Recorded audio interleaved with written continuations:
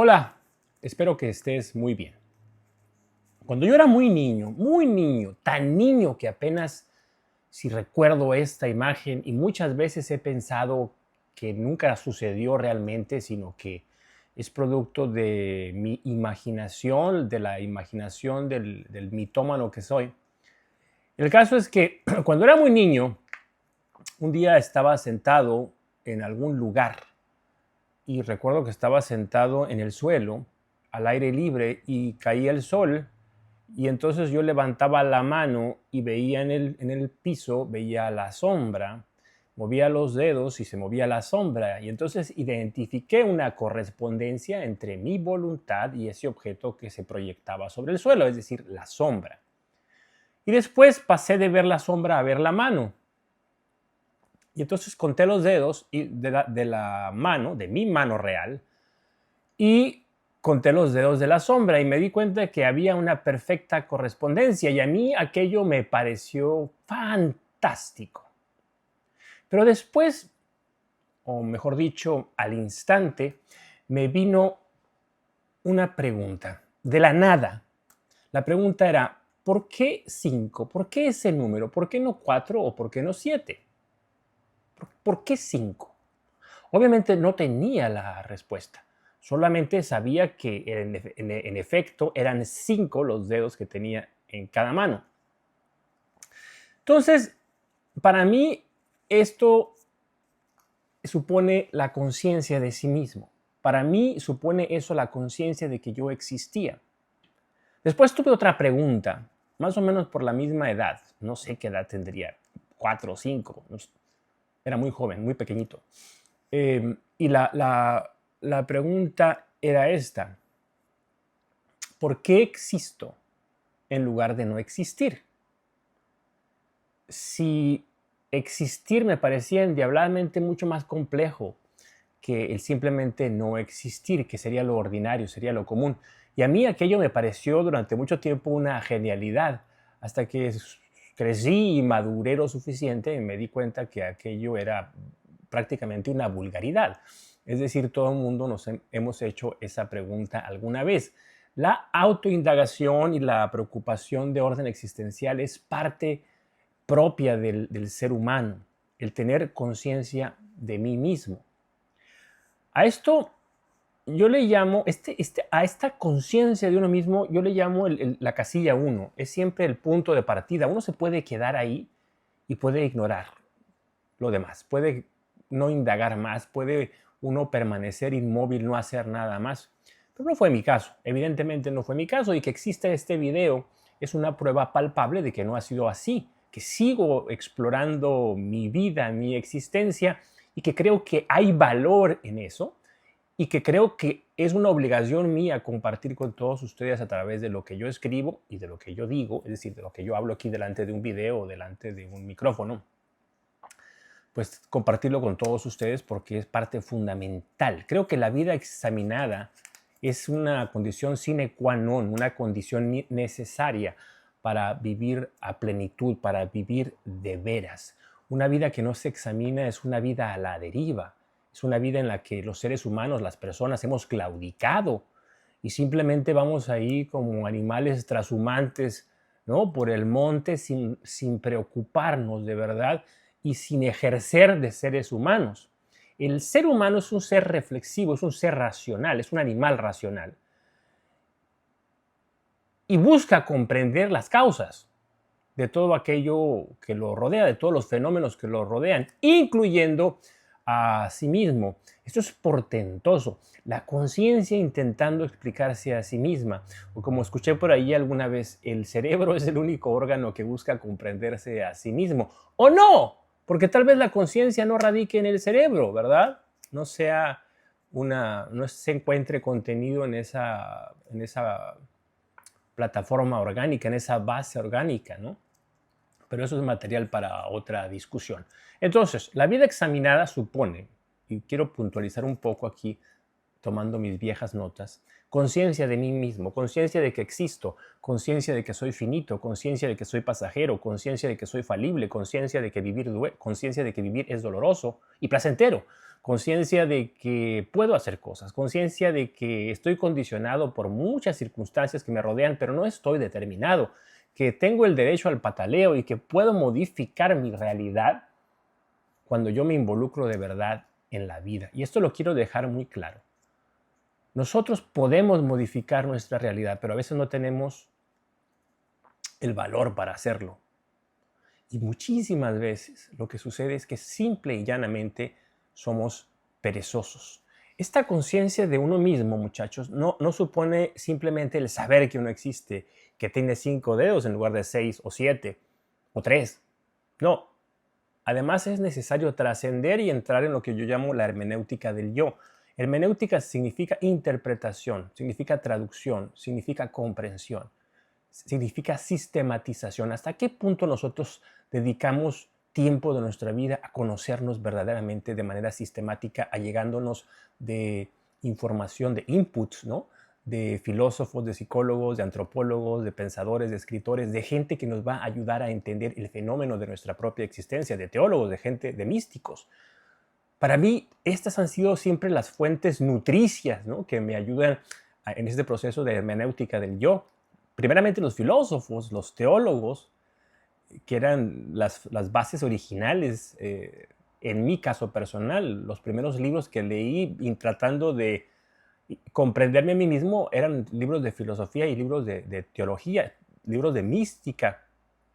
Sí, pero después vendrían los psicólogos, vendrían los antropólogos filosóficos, vendrían también los divulgadores científicos, ¿no? No los científicos duros, porque no soy un científico yo, pero la gente que abordaba temas científicos de la naturaleza que nos rodea, ¿no? De la condición natural, material del mundo, del universo en el que vivimos, también fueron decisivos para comprender mi situación como ser existente y consciente. Y con todos estos materiales, con todas estas expresiones, con todas estas reflexiones, pues yo he podido ir formulando una hermenéutica del yo.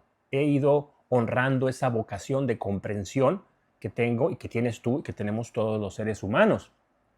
Una de las cosas que he comprendido es una cosa muy ortegogassetiana, ¿no? Que es que el yo nunca es un yo en el vacío.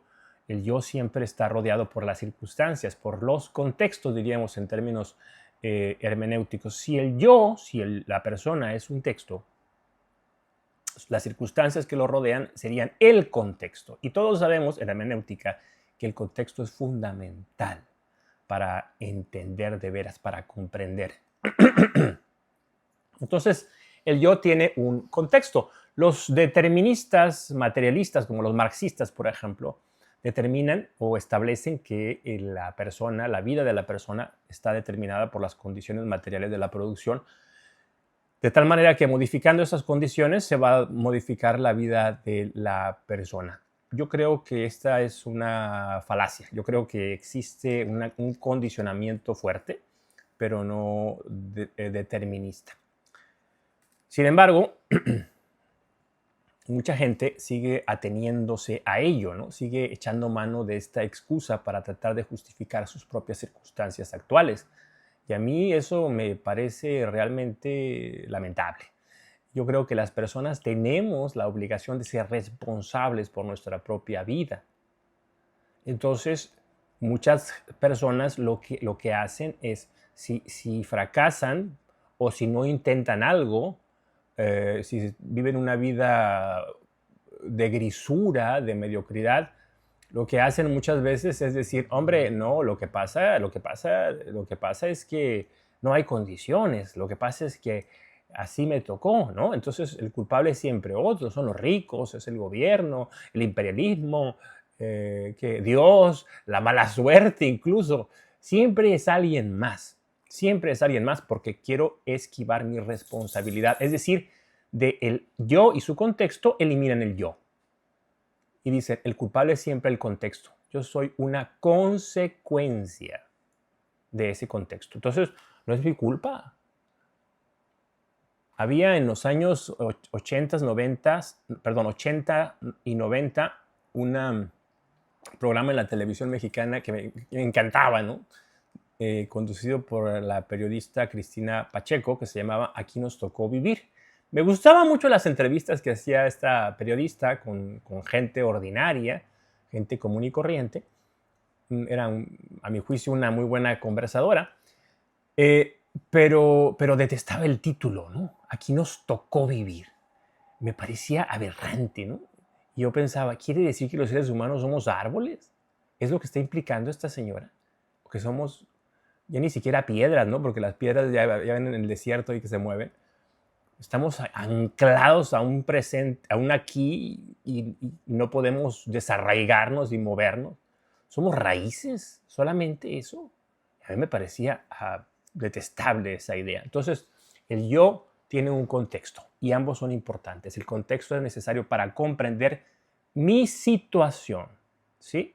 Pero ¿para qué quiero comprender mi situación? Podríamos preguntarnos llegado a este punto. Bueno, pues para cambiarla, para modificarla, para mejorarla, ¿no? ¿A través de qué? Y aquí viene la parte de la teoría organizacional, que es lo que he estado estudiando los últimos 10 años, yo creo, ¿no? ¿Para qué quiero comprender el yo, mi yo y mis circunstancias, mis contextos? ¿Para qué quiero ejercer esta hermenéutica del yo? Pues para gestionar mis activos existenciales, ¿no? Para administrarme, para asumirme como un proyecto. Si yo fuera el gestor de proyectos de una empresa, pues yo necesito atacar la realidad desde una perspectiva racional. Necesito tratar de controlar, de modificar, ¿no? De planear, de organizar, de dirigir, de controlar, digamos, el proceso o los procesos que van a llevarme a mejorar ciertas condiciones. Estoy hablando de la producción, ¿no? En una empresa, por ejemplo. Bueno, de igual manera, puedo hacer una analogía con la persona y puedo hablar de gestión, de autogestión o de gestión de lo que yo llamo activos o recursos existenciales. Solamente a partir de esa conciencia gestora es que yo puedo modificar mi realidad, que puedo honrar con dignidad mi condición humana. Y puedo decir, correcto, esto es lo que yo tengo ahora. Este es el escenario en el que vivo por ahora. Pero me tengo a mí mismo, tengo mi voluntad, mi capacidad, mi deseo de aprender, mi capacidad para comunicar, mi capacidad para sentir, mi capacidad para reflexionar, incluso mi capacidad mística, ¿no? Para entenderme como parte de una realidad trascendente. Entonces, si yo renuncio a esa gestión, renuncio a vivir. Y entonces no vivo, ¿no? Me dejo vivir.